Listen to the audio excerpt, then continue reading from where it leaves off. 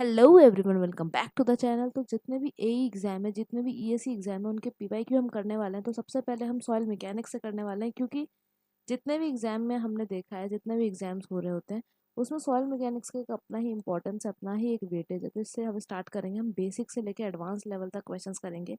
Basic से लेकर advance level तक क्वेश्चन करेंगे। जितने भी क्वेश्चन हैं उनको हम बिल्कुल समझते हुए चलेंगे। सारे नोट्स को आप प्रिपेयर करते हुए चलिएगा। जितने भी इंपॉर्टेंट पॉइंट्स उस पॉइंट से, उस क्वेश्चन से रिलेटेड है, उस टॉपिक से रिलेटेड है, हम उनको सबको डिस्कस करते हुए चलेंगे। तो जितने भी हमारे ए एग्जाम होने वाले हैं, जितना भी हमारे मेंस के एग्जाम है, पेपर 2 है जो ए का एग्जाम है, और जितना भी अभी जो एक SJVN जो हमारा सतलज जल विद्युत निगम का जो हमारा फील्ड इंजीनियरिंग का एग्जाम होने वाला है, इन सब एग्जाम्स के लिए ये सीरीज बहुत इंपॉर्टेंट है। तो आप इसको बिल्कुल फॉलो करिएगा। अगर आपको लगता है कि ये पॉइंट्स आपको आते हैं, तो आप इसको 2x में देख सकते हैं, क्योंकि आपका बहुत ही ज़्यादा क्विक रिवीजन हो जाएगा। हम बहुत अच्छे अच्छे पॉइंट्स को इसमें कवर करते हुए चलेंगे। तो क्वेश्चंस में भी आपको ईजी भी लग सकते हैं कुछ, तो आप इनको बिल्कुल आप हाई स्पीड में देख सकते हैं। वेल, पहला क्वेश्चन की तरफ बढ़ते हैं। तो पहला क्वेश्चन कह रहा है कि geotechnical engineering deals with the changes that occur in.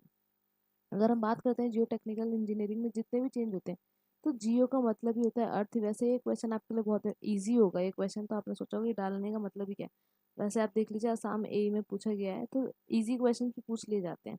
तो geotechnical engineering deals with the changes that occur in, तो जियो मीन्स अर्थ। तो ये ऑब्वियसली जो ऑप्शन है जियोस्फीयर, बहुत ही ईजी है और बहुत ईजिली हम इसको टिक कर सकते थे। लेकिन इस क्वेश्चन को लेने का एक अपना ही मतलब है। ये बोल रहा है कि एटमॉस्फेयर, जहाँ पे हम एटमॉस्फेयर की बात करते हैं, तो एटमॉस्फेयर क्या है? जो अर्थ के बाहर हमारे एयर की पूरी कवरिंग है, उसको हम एटमॉस्फेयर कहते हैं। तो लेकिन इसको है ना, इसकी जो पूरे सीरीज है, इसको लगाने के लिए आ जाता है। तो सबसे पहले नीचे क्या होता है ये पूछते हैं। तो सबसे पहले अगर हम बात करें, तो पहले होता है हमारा ट्रोपोस्फेयर। ट्रोपोस्फेयर होता है। फिर उसके बाद अगर हम बात करें, तो आता है हमारा स्ट्रेटोस्फेयर। स्ट्रेटोस्फेयर आता है। फिर अगर हम बात करें नीचे से ऊपर बाहर की तरफ जा रहे हैं, मतलब अर्थ सरफेस से हम बाहर स्पेस में जा रहे हैं, फिर हमारा आता है मीजोस्फेयर। उसके बाद हमारा आता है थर्मोस्फेयर। तो नीचे सबसे हमारा हो गया ट्रोपोस्फेयर, स्ट्रेटोस्फेयर, मीजोस्फेयर, थर्मोस्फेयर, और सबसे लास्ट में था हमारा एग्जोस्फेयर। अगर हम बात करते हैं, तो सैटेलाइट्स हमारे इसी वाले फील्ड में, जो भी हमारा पूरा स्पेस है, तो ये एग्जोस्फेयर है। तो ट्रोपोस्फेयर से लेके एग्जोस्फेयर में जाते हैं। फिर वहीं पे एक इम्पॉर्टेंट पॉइंट है कि जो हमारा एग्जोस्फेयर वो स्ट्रेटोस्फेयर होता है। इसमें हमारे जो बैलून्स होते हैं, वेदर बैलून्स, जो हम जिन्हें यूज़ करते हैं फॉर वेदर फोरकास्टिंग हम यूज़ करते हैं, तो वेदर बैलून्स हमारे स्ट्रेटोस्फेयर में ही छोड़े जाते हैं। जो हम यहाँ से रिलीज करते हैं, वो कहाँ पे जाते हैं? हमारे स्ट्रेटोस्फेयर में। तो मीजो स्ट्रेटोस्फेयर में हमारे वेदर बैलून्स होते हैं। और सबसे हमारा आउटर स्पेस जो है, जो हमारा आउटर स्पेस हो गया यहाँ पे, जहाँ पर हमारे सैटेलाइट्स है, वो हमारा एग्जोस्फेयर है। तो ये क्वेश्चन इस तरीके से है। फिर नेक्स्ट क्वेश्चन की बात करते हैं। नेक्स्ट क्वेश्चन की अगर हम बात करते हैं, तो नेक्स्ट क्वेश्चन बोल रहा है कि geo cycle for the formation of soil. तो अगर हम बात करते हैं सॉइल की, तो उससे पहले कुछ पॉइंट्स को देख लेते हैं। एक टर्म होता है हमारा सॉइल मैकेनिक्स। एक टर्म होता है हमारा सॉइल मैकेनिक्स। एक होता है हमारा रॉक मैकेनिक्स। एक होता है हमारा रॉक मैकेनिक्स। और एक टर्म होता है हमारा जियो टेक्निकल इंजीनियरिंग। और एक टर्म होता है हमारा जियो टेक्निकल इंजीनियरिंग। सबकी मीनिंग हमको समझते हुए चलनी है कि इनका मतलब क्या है। अगर हम रॉक सॉइल मैकेनिक्स की बात करें, तो जिसमें हम सिर्फ बिहेवियर ऑफ सॉइल पढ़ते हैं, तो हम इसके बारे में पढ़ते हैं। हम रॉक मैकेनिक्स की बात नहीं करते। थोड़ा बहुत स्टोन और रॉक्स की बात कर लेते हैं, वो BMC में भी इंक्लूड होता है और हमारे सॉइल में भी इंक्लूड होता है। तो बिहेवियर ऑफ सॉइल जिसमें पढ़ा जाता है, बिहेवियर ऑफ सॉइल कि उसके साथ क्या कंप्रेशन, उसका पूरा जितना हम सॉइल मैकेनिक्स में पढ़ते हैं कि कंप्रेशन, वॉइड रेशियो, हमारा परसेंटेज एयर वॉइड, जितना भी हम पढ़ते हैं, तो behaviour of soil is studied in soil mechanics. फिर वहीं पे अगर हम बात करते हैं, स्टडी ऑफ सब सरफेस की बात करते हैं, सेडिमेंट्री और डिफरेंट काइंड्स ऑफ रॉक की बात करते हैं। तो जिसमें हम क्या पढ़ते हैं? स्टडी ऑफ सब सरफेस, जो भी हमारे सरफेस पे या फिर सब सरफेस में जो हमारी रॉक्स हैं, और हमारा जो सेडिमेंट्री है या इग्नियस रॉक है, जो मेटामॉर्फिक रॉक है, इन सब के बारे में जो पढ़ते हैं, इसी को हम बोलते हैं रॉक मैकेनिक्स। और अगर हम बात करते हैं जियो टेक्निकल इंजीनियरिंग की, जियो टेक्निकल इंजीनियरिंग क्या है? ये एक सिविल इंजीनियरिंग की स्पेसिफिकली ब्रांच है। तो geotechnical engineering civil engineering की स्पेसिफिक ब्रांच है, जिसमें हम स्पेसिफिक ब्रांच में क्या पढ़ते हैं? अगर हम इसकी बात करें, तो it deals with the behaviour of earth material. तो it deals with the behaviour of earth material. तो जियो टेक्निकल इंजीनियरिंग में हमारा सॉइल मैकेनिक्स भी आ गया और रॉक मैकेनिक्स भी आ गया, क्योंकि रॉक मैकेनिक्स, रॉक भी तो हमारे अर्थ पे डिपेंड करता है। तो soil mechanics, geotechnical engineering is the civil engineering branch which talk about, किसके बारे में बात करता है? With the about the behaviour of earth material, behaviour of earth material पे जितना भी बिहेवियर है उसके बारे में बात करते हैं। तो अगर हम बात करते हैं सॉइल मैकेनिक्स, किसने ये टर्म दिया है, तो सॉइल मैकेनिक्स के फादर कौन है? कल तर्जागी। ये भी एक इम्पॉर्टेंट क्वेश्चन है। तो सॉइल मैकेनिक्स के फादर हमारे कौन होते हैं? कल कार्ल तर्जागी हमारे सॉइल मैकेनिक्स के फादर हैं, और उन्होंने यही टर्म दिया था सॉइल मैकेनिक्स में। जब हम बिहेवियर ऑफ सॉइल को पढ़ रहे होते हैं, ये टर्म उन्होंने दिया है, कार्ल तर्जागी, और उन्हीं को फादर ऑफ सॉइल बोला जाता है। तो अब वो बोल रहे हैं कि जियोलॉजिकल साइकिल की बात करते हैं, तो ये किस तरीके से डिपेंड करती है। तो जियोलॉजिकल साइकिल की अगर हम बात करें तो आप एसएससी जेईई में भी पूछ सकते हैं और आसाम एई में भी पूछ चुका है, तो ये इंपॉर्टेंट है अगर हम लगाएं। तो सबसे पहले क्या होता है कि सबसे पहले जियोलॉजिकल साइकिल की अगर हम बात करें तो सबसे पहले वेदरिंग होगी। वेदरिंग का मतलब क्या है कि उसमें कुछ हमारा फिजिकल या केमिकल चेंजेस आपको देखने को मिलेंगे। तो कोई बड़ा सा रॉक है, अगर ये बड़ा सा रॉक है तो इसके ऊपर वेदरिंग होगी। वेदरिंग हमारी फिजिकली भी हो सकती है, फिजिकल वेदरिंग भी हो सकती है, और हमारी केमिकल वेदरिंग भी हो सकती है। अब इस बात पे भी हमारा डिपेंड करता है, इस बात पे भी हम कुछ सॉइल्स को डिफ्रेंशिएट करते हैं। तो रॉक हमारा फिजिकल वेदरिंग के थ्रू भी डिसइंटीग्रेट हो सकता है, और हमारा केमिकल वेदरिंग के थ्रू भी हो सकता है। अगर हम बात करते हैं फिजिकल वेदरिंग में, तो फिजिकल वेदरिंग में कौन कौन आ गए हमारे, जैसे कि वाटर की वजह से हो गया। अगर हम फिजिकल वेदरिंग की कुछ रीजंस लें तो वाटर की वजह से देखने को मिलेगा आपको, और हमारे एयर के वजह से देखने को मिलेगा। हो सकता है ग्लेशियर्स की वजह से भी देखने को मिले। ग्लेशियर की वजह से क्या होगा, जैसे रॉक में कुछ यहाँ पे पानी स्टोर हो गया, वाटर स्टोर हो गया, वाटर स्टोर हो गया, टेम्परेचर हमारा डाउन होता है तो एक ग्लेशियर फॉर्म हो गया। उसके बाद हमारा फिर ग्लेशियर की वजह से भी डिसइंटीग्रेशन देखने को मिलेगा, वॉल्यूम चेंजेस की वजह से। हो सकता है कि आपको एनिमल्स की वजह से भी देखने को मिले, एनिमल्स की वजह से देखने को मिल सकता है। तो ये सब डिफरेंट डिफरेंट जो हमारा वेदरिंग है ये फिजिकल वेदरिंग में आता है। वेल वहीं पे अगर हम बात करते हैं केमिकल वेदरिंग की, तो ये जैसे एसिड की वजह से, जैसे हमारे वाटर में वाटर के चेंजेस की वजह से, तो कार्बोनेशन इसका अलग ही, ऑक्सीजन के रिएक्शन की वजह से, एसिड की वजह से रिडक्शन, ऑक्सीडेशन, तो ये सब हमारे केमिकल चेंजिंग, केमिकल वेदरिंग में आ गया। अगर नेक्स्ट बात की जाए तो सबसे पहले क्या होगा, वेदरिंग हो जाएगी। वेदरिंग के बाद वेदरिंग आप देख सकते हो केमिकली भी हो सकती है और हमारी फिजिकल भी हो सकती है। वेदरिंग के बाद क्या होगा कि अब आपके जो सेडिमेंट्स हैं, बड़ा रॉक जो था वो हमारा छोटे छोटे सेडिमेंट्स में ब्रेक डाउन हो गया, सेडिमेंट्स में ब्रेक डाउन हो गया। उसके बाद क्या होगा, उसको हम ट्रांसपोर्ट करवाएंगे। ट्रांसपोर्ट किसी के भी द्वारा हो सकता है, ट्रांसपोर्टेशन होगा।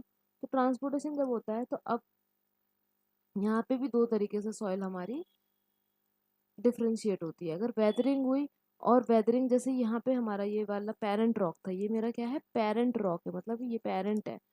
और अगर उसके छोटे छोटे पार्टिकल्स यहीं पे रह गए, ये पार्टिकल्स यहीं पे रह गए, तो जो पार्टिकल पेरेंट रॉक के पास ही रह जाता है वो ट्रांसपोर्ट नहीं था, उस वाली सॉइल को हम बोलते हैं रेसिडुअल सॉइल। उस सॉइल को बोलते हैं रेसिडुअल सॉइल। और जो हमारा किसी भी मीन्स ऑफ ट्रांसपोर्टेशन से, जैसे वाटर के द्वारा ट्रांसपोर्ट हो सकता है, एयर के द्वारा ट्रांसपोर्ट हो सकता है हमारा, फिर एनिमल्स के द्वारा ट्रांसपोर्ट हो सकता है, एनिमल्स भी ले जा सकते हैं। तो डिफरेंट डिफरेंट तरीका है। ग्रेविटी के द्वारा ट्रांसपोर्ट हो सकता है, ग्रेविटी के द्वारा ट्रांसपोर्ट हो सकता है, आइस के द्वारा या फिर ग्लेशियर्स के द्वारा ट्रांसफर हो सकता है। तो ये डिफरेंट वेज हैं जिसके द्वारा हमारी soil, by the means of this the soil get transported. तो इस तरीके की प्रोसेस को पहले ट्रांसपोर्टेशन कहते हैं, वेदरिंग हुआ, सेडिमेंट्स हमारे ट्रांसपोर्टेशन हुए, और इस तरीके की सॉइल को हम क्या बोलते हैं, इस तरीके की सॉइल को हम ट्रांसपोर्टेड सॉइल बोलते हैं, ट्रांसपोर्टेड सॉइल। इस तरीके की सॉइल को हम बोलते हैं ट्रांसपोर्टेड सॉइल, और जो वहीं रह गए उन्हें बोलते हैं हम रेसिडुअल सॉइल। तो दो तरीके की सॉइल हो गई, ट्रांसपोर्टेड सॉइल और रेसिडुअल सॉइल। अब ट्रांसपोर्टेशन होने के बाद क्या होगा, ट्रांसपोर्टेशन होने के बाद क्या होता है, ट्रांसपोर्टेशन होने के बाद हमारा अब बेसिकली इसमें आएगा हमारा डिपोजिशन। कहीं पे जाकर ट्रांसपोर्ट हुआ तो अब धीरे धीरे डिपोजिशन होने लगेगा। डिपोजिशन होने के बाद क्या है कि वो एक बहुत ही बड़े इस तरीके के पहाड़ों में इकट्ठा हो जाएगा, मतलब छोटे छोटे पार्टिकल डिपॉजिट हो रहे हैं, और उसी को हम बोलते हैं अपहीवल।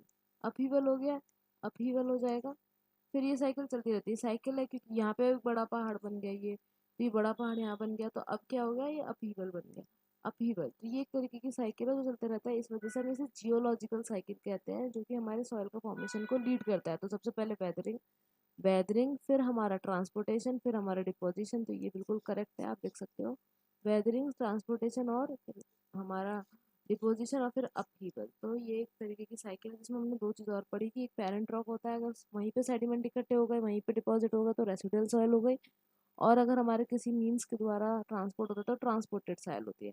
अब इसी बात पे हम थोड़ा सा और पढ़ेंगे। अब अगर वाटर के द्वारा ट्रांसपोर्ट हो रहा है, if water is a means of transportation, तो हमारी सॉइल 3 टाइप में डिवाइड हो जाती है। अगर रिवर्स रीजन है, अगर रिवर्स रीजन है तो उसको हम एलिवियल सॉइल बोलते हैं। एलिवियल सॉइल बोलते हैं क्योंकि जैसे फॉर एग्जांपल हम गंगा को ले लेते हैं। अगर हम गंगा की बात करते हैं तो वो पहाड़ों से निकलती है। तो पहाड़ों पे क्या होता है कि वेलोसिटी जो है उसकी बहुत ज़्यादा होती है, वेलोसिटी बहुत ज़्यादा होती है, तो तब तो बहुत तोड़ फाड़ करते हुए निकलती है, सेडिमेंट्स को अपने संग लेते हुए चलती है।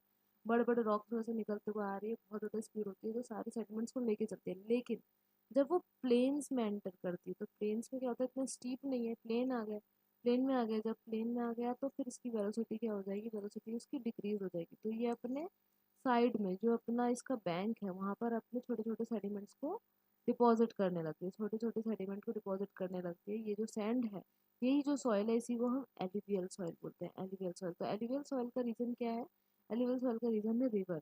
Reverse are the reason for this alluvial soil. तो एलिवियल सॉइल एक ट्रांसपोर्टेड सॉइल है और जिसका रीजन हमारा रिवर है। वहीं पर हम बात करते हैं लेक्स की वजह से एक सॉइल बनती है जिसको बोलते हैं हम लेक्यूस्ट्राइन सॉइल। तो ये भी बहुत इंपॉर्टेंट है, लेक्यूस्ट्राइन डिपॉजिट या लेक्यूस्ट्राइन सॉइल जो है हमारा, ये जो है सॉइल में जब वाटर हमारा एक लेक में जाके डिपॉजिट हो जाता है तो उसके चारों तरफ हमारे कोर्स पार्टिकल हमारे डिपॉजिट होने लगते हैं। इस तरीके की सॉइल को हम लेक्यूस्ट्राइन सॉइल बोलते हैं, लेक्यूस्ट्राइन सॉइल बोलते हैं। तो लेक्स की वजह से जो होती है वो लेक्यूस्ट्राइन सॉइल होती है। और एक हमारा है मरीन, मराइन सॉइल। तो मरीन जो हमारा सी वाटर है, जो सी वाटर है उसमें जो सेडिमेंटेशन होने लगता है, जो सॉइल हमारी वहाँ पे डिपॉजिट होती है उसे हम बोलते हैं मरीन सॉइल। तो वाटर की वजह से हमने ये 3 तरीके की सॉइल पढ़ी। तो ये ट्रांसपोर्टेड सॉइल है हमारी, जिसमें रिवर, लेक और मरीन सॉइल की बात हो रही है। वेल वहीं पर अगर हम बात करते हैं एयर के वजह से, अगर मैं एयर के वजह से बात करूँ तो एयर की वजह से क्या होगा, ये एवलियन सॉइल हमको देखने को मिलती है। एवलियन सॉइल जो है हमारी वो हमें देखने को मिलती है। अगर हम इसकी बात करें तो मोस्टली हमें डेजर्ट एरिया में ये आपको देखने को मिलेगा, जैसे राजस्थान गुजरात वाला जो एरिया है हमारे इंडिया में, राजस्थान और गुजरात वाला एरिया है, वहाँ पर आपको ये देखने को मिलेगी।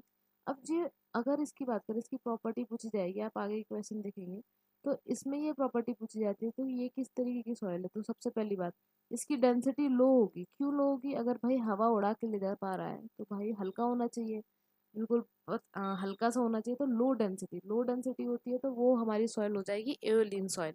वहीं पर अगर हम बात करते हैं इसकी कंप्रेसिबिलिटी कैसी, तो ये हाई कंप्रेसिबल सॉइल है, हाई कंप्रेसिबल सॉइल है। बहुत ज़्यादा आराम से हम इसको कंप्रेस कर सकते हैं, लो कंप्रेसिबल नहीं, हाई कंप्रेसिबल सॉइल है।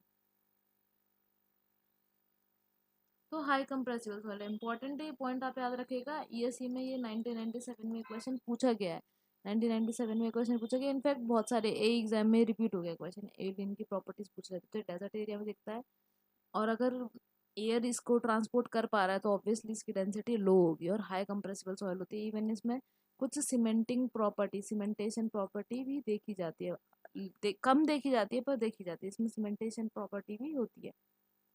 नेक्स्ट ट्रांसपोर्टेड सॉइल की बात करें तो उसे हम बोलते हैं ग्लेशियर सॉइल। तो जो ग्लेशियर्स की वजह से, ग्लेशियर्स जो है हमारे, उसके वजह से जो करती है हमारी मूव, या फिर ग्लेशियर जो रीजन है ट्रांसपोर्ट सॉइल का हमारा, तो उसे हम बोलते हैं ग्लेशियल डिपॉजिट, या तो उसे ग्लेशियल डिपॉजिट बोलते हैं। और उसे कभी कभी हम डायरेक्टली इनडायरेक्टली, अगर ग्लेशियर की वजह से हो रही तो हम उसको ड्रिफ्ट भी बोलते हैं, ड्रिफ्ट भी बोलते हैं, या ग्लेशियल डिपॉजिट, ग्लेशियल आउटवॉश, या फिर ड्रिफ्ट भी बोलते हैं। फिर वहीं पर अगर ग्रेविटी की वजह से, जो ये आपको कहाँ देखने को मिलेगी, जो हमारा माउंटेनियस रीजन है वहाँ पे बड़े बड़े रॉक्स होते हैं, ग्रेविटी की वजह से, लैंडस्लाइड की वजह से जो आपको रॉक्स हमारे ब्रेक डाउन होते हुए दिखेंगे, फिर वो सेडिमेंट्स में कन्वर्ट होते हुए दिखेंगे। तो जो ग्रेविटी की वजह से होता है उसे बोलते हैं हम को एलिवियल सॉइल। अगर हम उसकी बात करते हैं तो उसे को एलिवियल सॉइल बोला जाता है या फिर टेलस बोला जाता है। तो को कॉल्यूवियल सॉइल, जो कॉल्यूवियल सॉइल होता है हमारा, कॉल्यूवियल सॉइल, या फिर उसे टेलस भी बोला जाता है। तो ये सब पॉइंट बहुत इंपॉर्टेंट है, सब मैचिंग में आते हैं हमारे के ग्लेशियर वजह से क्या। तो कॉल्यूवियल सॉइल और टेलस हमारा ग्रेविटी की वजह से होता है। वेल वहीं पे एक और तरीके की सॉइल देखी जाती है, जैसे हम स्वाम्प, स्वाम्प या फिर हम उसको मार्श डिपॉजिट भी बोलते हैं, स्वाम्प या फिर उसे मार्श डिपॉजिट भी बोलते हैं। ये आपको कौन से रीजन में देखने को मिलेंगे, स्वाम्प जैसे आपको पता है दलदलीय क्षेत्र, तो दलदलीय क्षेत्र जो है हमारा, अगर वहाँ की बात करें तो हमारे स्वैम्प और मार्स डिपॉजिट देखने को मिलते हैं। अब यहाँ पे कैसे होगा, सॉइल हमारी थोड़ी सॉफ्ट होगी, बस दलदलीय क्षेत्र है, मतलब वाटर टेबल हमारा क्या कर रहा है, फ्लक्चुएट कर रहा है। ये मोस्टली आपको कौन से रीजन में देखने मिलेगा, जहाँ पर वाटर टेबल क्या है, फ्लक्चुएट कर रहा है। मतलब वाटर टेबल क्या है, वाटर टेबल के अंदर हमारी सॉइल प्रेजेंट है, सॉइल प्रेजेंट है, वाटर टेबल कभी ऊपर हो रहा है कभी नीचे हो रहा है, क्योंकि दलदलीय क्षेत्र है। तो वाटर टेबल हमारा क्या करता है, फ्लक्चुएट करता है, सबसे पहला इंपॉर्टेंट पॉइंट। फिर आपको यहाँ की सॉइल सॉफ्ट देखने को मिलेगी। सॉफ्ट तो देखने को मिलेगी ही मिलेगी, और उसके संग ऑर्गेनिक मैटर भी उसमें प्रेजेंट होंगे। ऑर्गेनिक मैटर प्रेजेंट है मतलब डार्क ब्राउन कलर की सॉइल आपको देखने को मिलेगी। ऑर्गेनिक मैटर प्रेजेंट है, इसका मतलब क्या है कि ये हाईली कंप्रेसिबल होगी। तो it is not good for, ये गुड नहीं है किस चीज़ के लिए, कंस्ट्रक्शन एरिया के लिए तो हमारे लिए बिल्कुल अच्छा नहीं है। कंस्ट्रक्शन वर्क के लिए हमारे लिए स्वाम्प या फिर मार्च डिपॉजिट जो है वो बिल्कुल भी गुड नहीं है, नॉट गुड फॉर कंस्ट्रक्शन। तो ग्लेशियर देख लिया, ग्रेविटी सॉइल देख लिया, हमारा स्वाम्प देख लिया। अब एक तरीके की सॉइल होती है जिसे हम बोलते हैं ऑर्गेनिक सॉइल। ऑर्गेनिक सॉइल जो होती है हमारी ऑर्गेनिक होती है और एक इनऑर्गेनिक सॉइल होती है। तो ऑर्गेनिक सॉइल क्या है, जिसमें हमारा वेजिटेबल मटेरियल, डेड प्लांट्स या फिर ये सब जो हमारे नेचुरली डिकम्पोजिबल मटेरियल है वो हमारा प्रेजेंट होता है ऑर्गेनिक सॉइल में। अगर हम ऑर्गेनिक सॉइल की बात करते हैं, वेजिटेबल मटेरियल प्रेजेंट होता है, वेजिटेबल मटेरियल प्रेजेंट होता है और ये इजीली डिकम्पोजेबल होता है। इसमें वही सारा सामान है जो नेचुरली डिकम्पोजन हो सके। ये डार्क ब्राउन कलर की होती है, अगर हम इसकी बात करें तो ये डार्क ब्राउन कलर की होती है ऑर्गेनिक सॉइल। और अगर इनकी बात करें तो इसमें हमारा ऑर्गेनिक सॉइल में ह्यूमस बहुत ज़्यादा होता है। ह्यूमस बहुत ज़्यादा होता है मतलब डेड प्लांट जो होते हैं हमारे, डेड प्लांट हो गया, डेड प्लांट, ये सब जो मात्रा है इनकी ज़्यादा मात्रा प्रेजेंट होती है। डेड प्लांट हो गया हमारा, डिकम्पोज्ड मटेरियल जो है हमारा नेचर का वो प्रेजेंट होता है। इसमें से एक थोड़ी सी अलग तरीके की स्मेल आने लगती है। जो ऑर्गेनिक सॉइल होता है इसमें एक अलग ही स्मेल आती है। ये हाईली कंप्रेसिबल होते हैं, बहुत ज़्यादा स्ट्रेंथ प्रोवाइड नहीं करते हैं ऑर्गेनिक सॉइल हमारे, तो ये कंस्ट्रक्शन एरिया के लिए बिल्कुल भी अच्छे नहीं है। एक हमारे होते हैं कॉबल्स। कॉबल्स की अगर हम बात करें, कॉबल्स का क्या है, कॉबल्स हमारे जो 80 mm से बड़े जो साइज होते हैं, 80 mm से लेके 300 mm तक के जो साइज के जो हमारे पार्टिकल्स हैं, तो 300 mm तक के साइज के पार्टिकल, लार्ज सॉइल पार्टिकल, जो लार्ज साइज के पार्टिकल्स होते हैं इनको हम कॉबल्स बोलते हैं। और बाउल्डर इससे भी बड़े होते हैं। बाउल्डर का क्या साइज होता है, बाउल्डर्स जो है हमारे ये मोस्टली इनका साइज होता है ग्रेटर देन 300 mm। 300 mm से भी ज़्यादा ग्रेटर जो होता है वो हमारे बाउल्डर्स होते हैं। तो ये सब हमारी कुछ तरीके की सॉइल है। इनमें से एक बहुत इंपॉर्टेंट है जिसे हम ब्लैक सॉइल बोलते हैं। ब्लैक सॉइल आपको महाराष्ट्र के एरिया में देखने को मिलेगी हमारे। तो ब्लैक सॉइल की अगर हम बात करते हैं महाराष्ट्र रीजन के एरिया में देखने को मिलेगी। अब इसके संग एक बड़ा ही अच्छा गेम है, अगर इसमें बहुत ज़्यादा वाटर, इसमें क्या है ना, क्लेई सॉइल होती है और मॉन्ट मोरिलोनाइट की मात्रा आपको ज़्यादा देखने को मिलेगी। वहीं पे अगर हम बात करते हैं तो इसमें अगर हम एक्सेसिव वाटर डाल देंगे, एक्सेसिव वाटर डाल देंगे तो ये क्या करने लगता है, ये है ना स्वेल करने लगती है। एक्सेसिव वाटर पड़े, बहुत इंपॉर्टेंट क्वेश्चन है, ये भी पूछा गया है। तो ये अगर एक्सेसिव वाटर डाल दे तो स्वेलिंग होने लगती है। और वहीं पे अगर ये ड्राई हो जाए, बहुत ज़्यादा ड्राई हो जाएगी, तो ड्राई होने की वजह से क्या होता है, ये श्रिंक करने लगती है। तो ये भी मतलब एक अलग ही तरीके की है। इसमें एक प्रॉपर सेटलमेंट आपको देखने को नहीं मिलेगा कि वाटर ज़्यादा पड़ने पे स्वेलिंग होने लगती है, वाटर कम होने पे ये श्रिंकेज प्रोवाइड करने लगती है। वेल वहीं पे एक और सॉइल है जो बहुत इंपॉर्टेंट है, वो हमारे लिए है लेटराइट सॉइल। लेटराइट सॉइल की बात करें, वो भी हमारे एक साउथ इंडियन पार्ट में मिलती है। इंडिया के जो साउथ सदर्न रीजन है वहीं पे आपको देखने को मिलेगी लेटराइट सॉइल। तो अगर हम इसकी बात करते हैं तो ये हाई रिच इन एल्युमिनियम और आयरन में बहुत ज़्यादा रिच होती है। अगर हम इसकी बात करें तो आयरन और एल्युमिनियम में बहुत ज़्यादा रिच होती है। वेल अगर कंस्ट्रक्शन पर्पज से देखा जाए तो ये पेवमेंट की जो कंस्ट्रक्शन है, पेवमेंट के कंस्ट्रक्शन में सबसे ज़्यादा यूज़ किया जाता है। एज अ ग्रेवल ये यूज़ किया जाता है। जैसे कि हमारे अगर बात करते हैं तो सब बेस जो होता है, सब बेस मटेरियल में जो हमारा बेस मटेरियल होता है या फिर जो हम ग्रेवल्स यूज़ करते हैं रोड के लिए, वो बहुत ज़्यादा इंपॉर्टेंट है। तो अगर आयरन में बहुत ज़्यादा रिच होती है तो ये सॉइल का कलर थोड़ा सा रेड की तरफ ज़्यादा होता है। और ये आपको सदर्न पार्ट ऑफ इंडिया में देखने को मिलेगा। एल्युमिनियम और आयरन में रिच है। और पेवमेंट कंस्ट्रक्शन में सबसे ज़्यादा इस सॉइल को यूज़ किया जाता है। पेवमेंट कंस्ट्रक्शन में ये सबसे ज़्यादा इस सॉइल को यूज़ किया जाता है एज अ कंस्ट्रक्शन रीजन। तो हम अब देखते हैं, हमने बहुत सारा रिवाइज कर लिया। एक पॉइंट से जियोलॉजिकल साइकिल से शुरू किया था, बहुत सारे पॉइंट रिवाइज कर लिया। उस पर हमारे कुछ क्वेश्चन होंगे। तो विच of the following mechanism is predominant in the granular soil. तो अगर हम बात करें तो हमारे कुछ टाइप की सॉइल देखिए हमें अभी, जिसमें ग्रेवल ज़्यादा होता है, जिसमें ग्रैनुलर पार्ट ज़्यादा होता है, वो सॉइल होती है। एक हमारी क्लेई सॉइल होती है जिसमें हमारा ब्लैक सॉइल भी था। तो अगर क्लेई सॉइल की बात करते हैं तो इसमें क्या होता है कि आपको कोहेसिव सॉइल, कोहेसिव देखने को मिलेगा। मतलब क्या, पार्टिकल्स खुद में इतने ज़्यादा अटैच होते हैं, कोहेसिवनेस देखने को मिलेगी।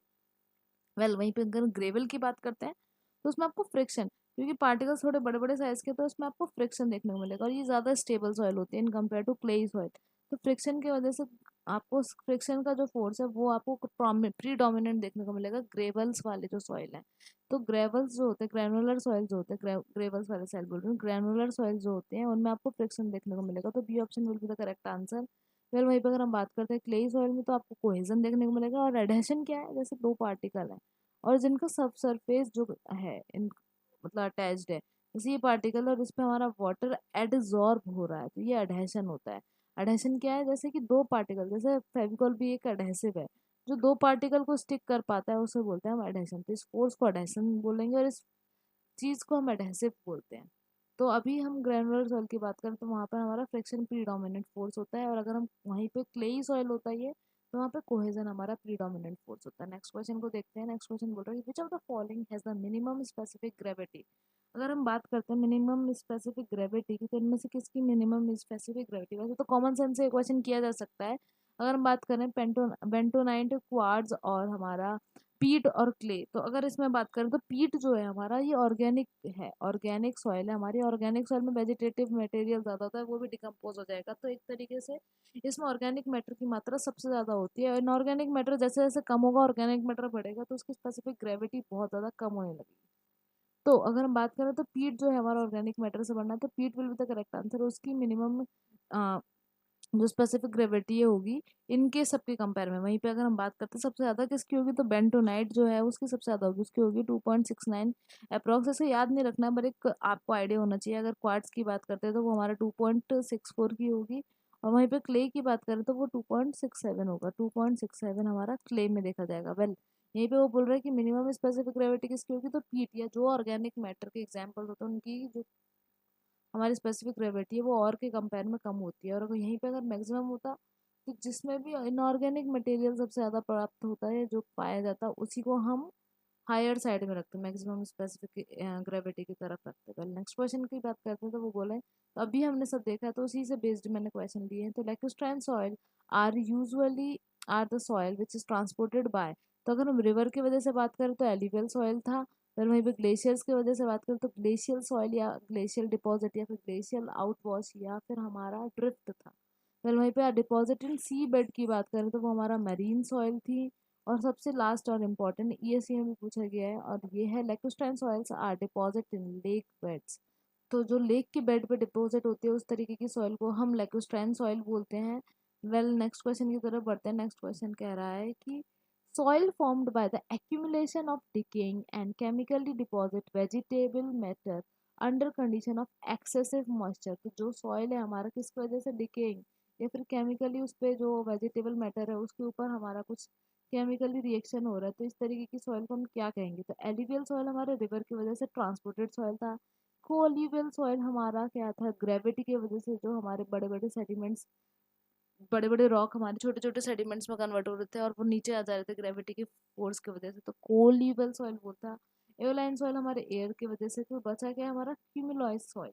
अगर हम बात करते हैं तो जो हमारे वेजिटेटिव मटेरियल है उसके डिकम्पोजिशन की वजह से जो सॉइल हमारी फॉर्म होती है उसे बोलते हैं हम क्यूमुलॉइस सॉइल, और यही हमारा ऑर्गेनिक सॉइल है। नेक्स्ट क्वेश्चन देखते हैं। नेक्स्ट क्वेश्चन कह रहा है कि consider the following statement in the context of alien soil. तो अभी हमने डिस्कस किया था एलियन सॉइल के बारे में, तो उसी पे क्वेश्चन आगे मैंने बोला भी था ईएससी 1997 में क्वेश्चन पूछा गया है। तो फर्स्ट स्टेटमेंट बोल रहा है, स्टेटमेंट वाले क्वेश्चन आजकल बहुत पूछे जा रहे हैं क्योंकि ये टाइम टेकिंग होते हैं, तुम पढ़ोगे थोड़ा सोचोगे एनालाइज करोगे, और ये वाले एग्जाम हमारे जो होते हैं ये स्पीड पे डिपेंड करते हैं, तो टाइम टेकिंग क्वेश्चन आ रहे हैं। तो पहला बोल रहा है कि the soil has a low density, बिल्कुल सही बात है, अगर एयर उसको उड़ा के ले जा रही है तो लो डेंसिटी होना बिल्कुल सही बात है। लो कंप्रेसिबिलिटी नहीं, हमने देखा था इसकी कंप्रेसिबिलिटी हाई होती है। लो कंप्रेसिबिलिटी तो बहुत ज़्यादा टफ सॉइल की होंगी ना। तो ये सॉइल क्या डिपॉजिट होती है विंड के द्वारा, बिल्कुल सही बात है। क्या इसकी लार्ज परमेबिलिटी होती है, बिल्कुल सही बात है। सीमेंटेशन प्रॉपर्टी देखी जाती है ना, जब वाटर डालोगे तो थोड़ा सा वाटर पर्कुलेट होने के बाद ये सीमेंटेशन प्रॉपर्टी शो करेगा, तो हाँ एक लार्ज परमेबिलिटी देखने को मिलती है। तो ये वाला स्टेटमेंट गलत हो गया क्योंकि लो नहीं हाई कंप्रेसिबिलिटी होती है, तो ये स्टेटमेंट इज रॉन्ग और हमसे करेक्ट ही पूछ रहा है। तो only B and C are correct, तो B option will be the correct answer of this question. Well next question बोल रहा है कि कोहेजन लेस सॉइल इज। तो दो तरीके की सॉइल हो गई, एक होती है हमारी कोहेजिव सॉइल। कोहेजिव सॉइल जिसमें क्या है कि आपस में जो पार्टिकल्स हैं वो कोहेजन के द्वारा चिपके रहते हैं, उनमें एक अलग ही तालमेल देखने को मिलता है, तो कोहेजिव सॉइल होती है। और एक होती है हमारी कोहेजन लेस सॉइल। तो जैसे हमारा क्ले है, क्ले जो है हमारा कोहेजिव सॉइल है। कोहेजिव सॉइल का सबसे बेस्ट एग्जांपल है हमारा क्ले, जैसे कि ब्लैक सॉइल। फिर वहीं पे अगर हम बात करते हैं सैंड की, तो जो सैंड है वो हमारा बिल्कुल कोहेजन लेस सॉइल है। जो सिल्ट है उसमें आपको थोड़ा सा कोहेजिवनेस भी देखने को मिलेगा और थोड़ा सा कोहेजन लेस प्रॉपर्टी भी देखने को मिलेगी। तो sand will be the correct answer of this question, क्योंकि ये कोहेजन लेस सॉइल की बात कर रहे हैं। ये प्रॉपर्टीज हम क्यों पढ़ते हैं? जैसे अगर हम बात करते हैं शेयर स्ट्रेंथ की बात करते हैं, तो शेयर स्ट्रेंथ का फॉर्मूला कुछ इस तरीके से होता है, जिसमें हमारा अगर हम बात करें तो ये हमारा 10 फाई, 10 फाई क्या है, फाई क्या हमारा फ्रिक्शन एंगल होता है जो सॉइल का होता है, ये हमारे इफेक्टिव स्ट्रेस होती है, और ये हमारा कोहेसिव स्ट्रेंथ होती है, और ये हमारा शेयर स्ट्रेंथ होता है। तो अब अगर हम सॉइल की बात करते हैं, जैसे कोहेसिव सॉइल है तो उसमें सी की वैल्यू होगी, अगर वहीं पर हम सैंड की बात करते हैं वो कोहेजन लॉस है तो इस लेस है तो उसमें सी की वैल्यू 0 होगी। तो ऐसी सॉइल में क्या होता है कि जब हमारा अपवर्ड डायरेक्शन में फोर्स लग रहा होता है, जैसे मेरी सॉइल है और अब वाटर का प्रेशर अगर अपवर्ड डायरेक्शन में लग रहा होता है, अगर अपवर्ड फ्लो हो रहा होता है पानी का, तो इस वाले सॉइल में जो हमारी कोहेजनलेस सॉइल है इसमें क्विक सैंड होने की, जो क्विक सैंड हमारी पॉसिबिलिटी है, जो कंडीशन है वो होने की चांसेस सबसे ज़्यादा होते हैं, क्योंकि इसमें कोहेजनलेस भी नहीं है तो वाटर हमारा अपवर्ड डायरेक्शन में फ्लो कर रहा है। तो वाटर हमारा अपवर्ड डायरेक्शन में फ्लो कर रहा है, तो जो हमारी स्ट्रेंथ है वो हमारी जीरो को रीच कर जाती है। जैसे ही वो शेयर स्ट्रेंथ जीरो को रीच करती है, हमारी वाटर वाटर के साथ हमारी जो सॉइल है वो भी ऊपर की तरफ आने लगती है। इसी को हम क्विक सैंड कंडीशन बोलते हैं या फिर बॉइलिंग कंडीशंस बोलते हैं। तो जो आगे हम ये कंडीशंस पढ़ेंगे उसके लिए जो बेसिक हमारे सॉइल के टर्म्स है ये हमारे लिए क्लियर होना बहुत ज़रूरी है। नेक्स्ट क्वेश्चन देखते हैं। नेक्स्ट क्वेश्चन क्या कह रहा है? नेक्स्ट क्वेश्चन हमारे सॉइल के कुछ प्रॉपर्टी के लिए है, जो प्रॉपर्टीज है हमारी मैचिंग में जो हमारी आती है। लेकिन उससे पहले हम कुछ टर्म्स को समझ लेते हैं। भाई टर्म्स को समझना बहुत इंपॉर्टेंट है हमारे लिए। तो जैसे हम सॉइल की बात करते हैं तो सॉइल हमारा क्या है? अगर मैं सॉइल की बात करूँ, एक तरीके का मैटर है। सॉइल हमारा एक मैटर है और मैटर के तीन फॉर्म्स होते हैं। तीन फॉर्म होते हैं, एक होता है हमारा सॉलिड, अगर हम इसकी बात करते हैं, एक हमारा होता है लिक्विड, इन्हीं बेसिस पे इतनी सारी प्रॉपर्टी बनती है हमारी, और एक होता है हमारा एयर। एयर या फिर गैसियस फॉर्म आप कह सकते हो, गैस। तो गैस हम सॉइल में एयर के टर्म्स में यूज करते हैं। तो सॉइल हमारा एक तरीके का मैटर है। Matter is defined as an object और matter is defined as which has a mass and it occupies some volume. इस तरीके की चीज को हम मैटर बोलते हैं, जिसमें सॉलिड, लिक्विड, गैस, ये हमारे तीन एक इम्पॉर्टेंट कंपोनेंट है सॉइल के। वहीं पे अगर हम बात करते हैं उसके लिए हमारा पूछे जाते हैं भी बहुत इंपॉर्टेंट क्वेश्चन है कि फेज डायग्राम, अगर हम बात करते हैं फेज डायग्राम बहुत इंपॉर्टेंट है कि सॉइल के कितने फेज डायग्राम होते हैं। सॉइल की अगर हम बात करें तो कितने फेज डायग्राम हमारे होते हैं, तो ये तीन फेज डायग्राम में डिपेंड करता है। ऑब्वियसली ऑब्वियसली आप देख सकते हो कि तीन तरीके से डिवाइड कर रहे हैं मैटर को। तो सबसे पहला हमारा हो गया सॉलिड। अगर हम फेज डायग्राम की बात करें तो हम सॉइल को कितने फेज डायग्राम में डिपेंड करते हैं? 3 फेज डायग्राम में। फिर कुछ स्पेशल कंडीशंस आते हैं तो वो हमारा 2 फेज डायग्राम हो जाता है, 1 फेज डायग्राम हमारा नहीं होता। तो स्पेशल कंडीशन आती है तब 2 फेज डायग्राम होता है। तो अब हम बात करते हैं, सबसे पहले होता है हमारा सॉलिड, फिर हमारा होता है वाटर, और फिर यहाँ पे हमारी बात करते हैं तो हम उसको कहते हैं एयर। अगर हम बात करें तो इस तरफ जो है हम इसको वेट को डिफाइन करते हैं। अगर हम यहाँ पे बात करें तो यहाँ पे हमारा जैसे वेट ऑफ सॉलिड हो जाएगा WS से, फिर यहाँ पर हमारा वेट ऑफ वाटर हो जाएगा, और हम एयर के मास को 0 मानते हैं। तो वेट ऑफ एयर जो है हमारा 0 होता है। फिर वहीं पे हम इधर बात करें तो इधर हम वॉल्यूम से डिफाइन करते हैं, तो वॉल्यूम ऑफ एयर हो जाएगा। यहाँ पे हम वॉल्यूम ऑफ वाटर करते हैं, और ये हमारा वॉल्यूम ऑफ सॉलिड होता है। अगर यहाँ पर हम बात करें तो वॉल्यूम ऑफ एयर और वॉल्यूम ऑफ वाटर, जो वॉल्यूम ऑफ एयर है और जो हमारा वॉल्यूम ऑफ वाटर है, ये दोनों मिलके हमारा क्या बनाते हैं? वॉल्यूम ऑफ वॉइड्स बनाते हैं। इन सब चीज़ों से हमारी कुछ कैटेगरी बनती है। वहीं पे अगर हम बात कर रहे हैं तो अगर 3 फेज डायग्राम है तो 2 फेज डायग्राम भी होगा। यस, बिल्कुल होता है 2 फेज डायग्राम। उसके लिए हम बना लेते हैं। तो 2 फेज डायग्राम हमारा डिपेंड करता है किन बातों पे, कि हमारा अगर प्योर एयर है, वॉइड्स में अगर हमारे सिर्फ एयर प्रेजेंट है तो वो हमारा ड्राई कंडीशन हो जाएगी, क्योंकि वाटर की मात्रा बिल्कुल 0 हो चुकी है। तो अगर वॉइड्स में हमारे सिर्फ वाटर प्रेजेंट है तो वो हमारा फुली सेचुरेटेड हो जाता है। तो दो कंडीशन हो गई। एक कंडीशन क्या हो गई कि हमारा सिर्फ सॉलिड प्रेजेंट है, तो यहाँ पे हमारे कुछ सॉलिड प्रेजेंट है। और एक कंडीशन में सिर्फ हमारी एयर प्रेजेंट है। एयर को हम ग्रे कलर में दिखा देते हैं, तो ये हमारी एयर है। अगर इसकी बात करते हैं ये हमारा एयर है।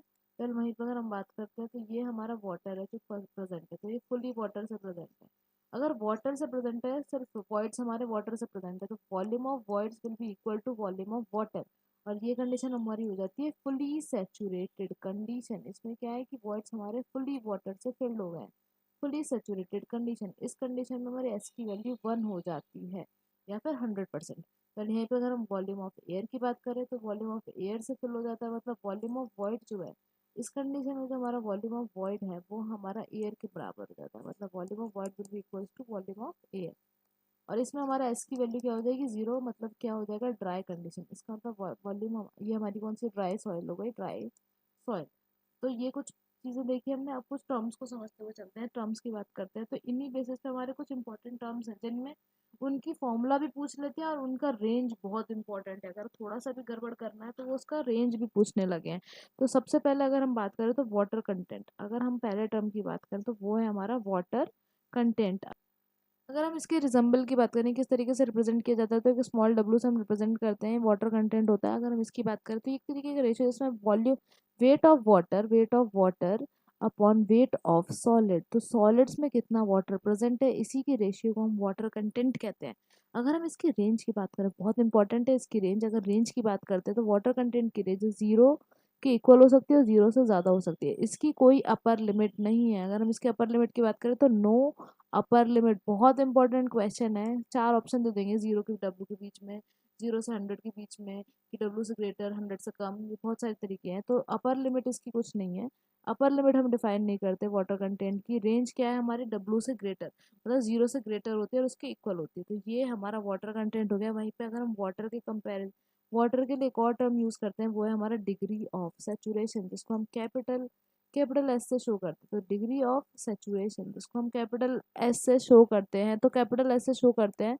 और ये क्या होता है, volume of water, sorry volume of void. तो वॉइड्स में कितना वाटर प्रेजेंट है, तो वॉल्यूम ऑफ वॉइड्स मतलब volume of water upon volume of voids. Voids में कितना पानी प्रेजेंट है, ये है। अब कंडीशन की बात करें, इसमें एस की वैल्यू की बात करें तो इसकी रेंज बहुत इंटरेस्टिंग है। ये 0 के बराबर भी होती है, 0 से ग्रेटर भी हो सकती है, और 100 के बराबर होती है, और 100 से स्मॉलर होती है, 100 से ऊपर नहीं जाएगी। अब देखो 0 के बराबर, इसका मतलब क्या है, 0 के बराबर का मतलब क्या है, वॉल्यूम ऑफ वाटर जो है वो 0 हो गया। मतलब कि ये पूरी एयर से फिल है, ड्राई हो गई। वहीं पे 100 के बराबर क्या हो गया, वॉल्यूम ऑफ वॉइड्स हमारा वाटर से फिल है। इसका मतलब क्या है कि वॉल्यूम ऑफ वॉइड्स हमारा वाटर के, वॉइड्स और वाटर इक्वल हो गया, मतलब पूरे वॉइड्स हमारे वाटर से फिल से, ये वाली कंडीशन आ जाएगी। और ड्राई में हमारी ये वाली कंडीशन आ गई थी। तो आप ये देख सकते हो टू फेज डायग्राम बनेगा अगर वो अपनी लोअर लिमिट और अपर लिमिट को बिल्कुल पाल लेती है। तो रेंज क्या है हमारी, एस की रेंज क्या है, 0 से ज़्यादा और 0 के बराबर हो सकती है, और 100 से कम और 100 से के बराबर हो सकती है। वेल वहीं पे अगर बीच की कंडीशन होती है तो हम उसे बोलते हैं पार्शियली सैचुरेटेड कंडीशन। तो मोस्टली हमारी सॉइल पार्शियली सैचुरेटेड कंडीशन में ही पाई जाती हैं। तो ये डिग्री ऑफ सैचुरेशन हो गया, इसकी भी रेंज आपको याद रखनी है। वेल यहीं पे नेक्स्ट हम बात करते हैं, नेक्स्ट है हमारा वॉइड रेशियो। अगर वॉइड रेशियो की बात की जाए तो वॉइड रेशियो हमारा क्या है, ई से हम रिप्रेजेंट करते हैं, इसको रिप्रेजेंट करते हैं हम ई से। और ये एक तरीके का रेशियो है जिसको हम डेसिमल में रिप्रेजेंट करते हैं, डेसिमल में रिप्रेजेंट करते हैं। और इसका रेशियो कहता है volume of voids upon volume of solids. हम इसकी बात करें तो volume of voids upon volume solid, इसकी रेंज सबसे ज़्यादा पूछी जाती है। तो इसकी रेंज बिल्कुल याद रखिए, e is greater than zero, e is greater than zero, not equal to zero and not equal to 100। तो बस इसकी हम इतनी सी रेंज लिखते हैं कि रेंज है हमारा e is equal to zero. अगर एक और पॉइंट पूछा जाए कि फाइन जो हमारे पार्टिकल्स होते हैं, एक होता है हमारे कोर्स ग्रेन है, जैसे कोर्स ग्रेन हमारे हो गए, इनमें वॉल्यूम ज़्यादा होता है, या फिर फाइन ग्रेन्स जो होते हैं इनमें वॉल्यूम ज़्यादा होता है, इनका वॉल्यूम ऑफ वर्ड्स ज़्यादा होगा। तो वॉल्यूम ऑफ वर्ड्स हमारा फाइन ग्रेन सॉइल का ज़्यादा होता है, इसलिए जो हमारा वॉइड रेशियो है जो ई है वो फाइन ग्रेन सॉइल का ज़्यादा होता है इन कंपेयर टू, किन के कंपेयर में, हमारे, ये भी एक इंपॉर्टेंट एमसीक्यू है, कोर्स के कंपेयर में, कोर्स ग्रेन सॉइल के कंपेयर में हमारा फाइन ग्रेन सॉइल का जो है वॉइड रेशियो वो ज़्यादा होगा। वेल अगर हम बात करते हैं नेक्स्ट पॉइंट की, तो नेक्स्ट पॉइंट हमारा है porosity. Porosity is very important, क्योंकि ये बहुत ज़्यादा कन्फ्यूजन होता है लोगों को ई और एन में। तो अगर हम इसको एन से डिफाइन करते हैं तो ये क्या कहता है, बस यहाँ पे एक चीज़ डिफरेंट हो जाती है वॉइड रेशियो के कंपेयर में, कि यहाँ पे जो डिनोमिनेटर है वो टोटल वॉल्यूम को शो करता है, वहाँ पे वॉल्यूम ऑफ सॉलिड्स रहता है, और ये हमारा टोटल वॉल्यूम को शो करता है। इसी वजह से अगर हमें कहीं भी सिग्निफिकेंस इंपॉर्टेंस देनी हो कि वॉइड रेशियो से ज़्यादा कंपेयर किसको करेंगे, अगर पूछा जाता है क्वेश्चन में या इंटरव्यू में पूछ सकते हैं कि जो वॉइड रेशियो और जो पोरोसिटी है, इन दोनों को अगर हमें कंपेयर करना हो तो हम किसको ज़्यादा तवज्जो देंगे, किसको ज़्यादा इंपॉर्टेंस देंगे। तो जो पोरोसिटी है, पोरोसिटी से ज़्यादा हम वॉइड रेशियो को इंपॉर्टेंस देते हैं, क्योंकि उसमें हमारा आता है वॉल्यूम ऑफ सॉलिड, और वॉल्यूम ऑफ सॉलिड चेंज नहीं करता, लेकिन टोटल वॉल्यूम चेंज कर सकते हैं, क्योंकि वाटर की मात्रा ऊपर नीचे हो सकती है, एयर की मात्रा ऊपर नीचे हो सकती है, लेकिन वॉल्यूम का जो सॉलिड का वॉल्यूम है वो हमारा चेंज नहीं करता है।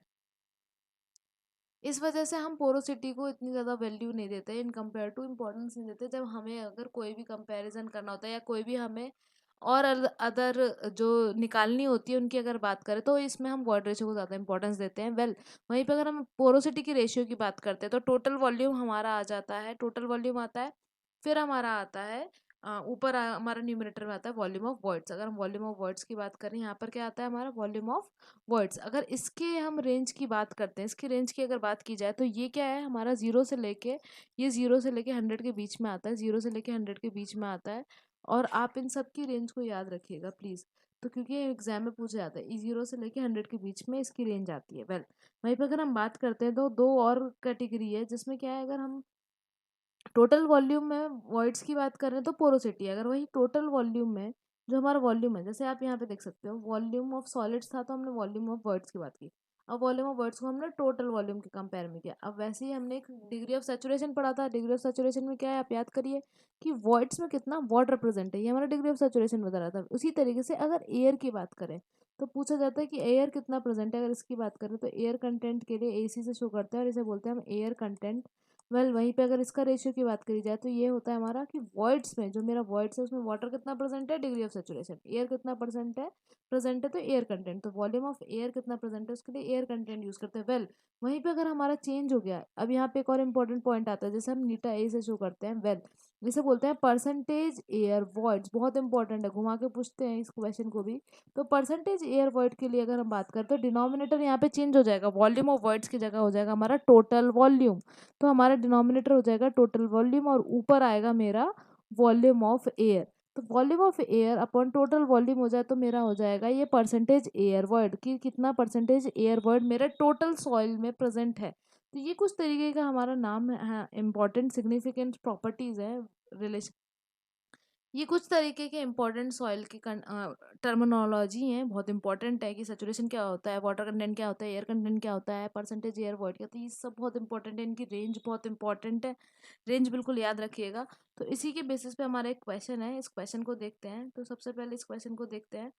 तो जब भी हमने ओपन किया था तो ये क्वेश्चन है हमारा इस तरीके से कि पोरोसिटी क्या होती है, एयर कंटेंट क्या होता है, वर्ड रेशियो क्या होता है, डिग्री ऑफ सैचुरेशन क्या होता है। तो पोरोसिटी क्या होती है, पोरोसिटी हमने अभी देखा था, एन से शो करते हैं और नीचे हमारा आता है टोटल वॉल्यूम और ऊपर आता है हमारा volume of void.